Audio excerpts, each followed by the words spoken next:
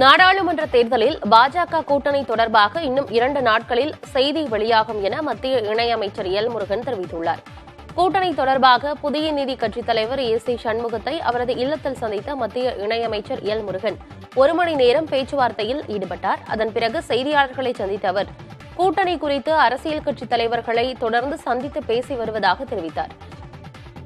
மேலும் புதிய நீதி கட்சியின் தலைவர் ஏ.சி. சண்முகம் கூட்டணி மற்றும் தொகுதி பங்கீடு குறித்து பேசி வருவதாகவும் 2014 நாடாளுமன்ற தேர்தலில் பெற்ற வாக்குகளை விட 2024 அதிகமான வாக்குகளை பெறுவோம் எனவும் சூளுரைத்தார்.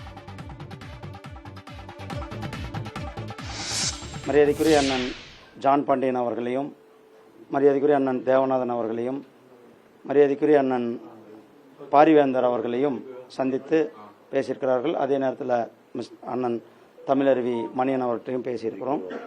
மரியாதைக்குரிய அண்ணன் ஜி.கே. வாசன் அவர்களை சந்தித்தும் எங்களுடைய பேச்சுவார்த்தையானது நடைபெற்றுக் கொண்டிருக்கின்ற இன்றைக்கு அடுத்த கட்டமாக மரியாதைக்குரிய அண்ணன் ஏ.சி. சண்முகம் அவர்களிடத்தில் முதல் கட்டமாக எந்த தொகுதியில் நிற்க போகிறாங்க என்னன்றதை பற்றி நாங்கள் பேசியிருக்கோம். அதை அண்ணன் சொல்லியிருக்கிறாங்க.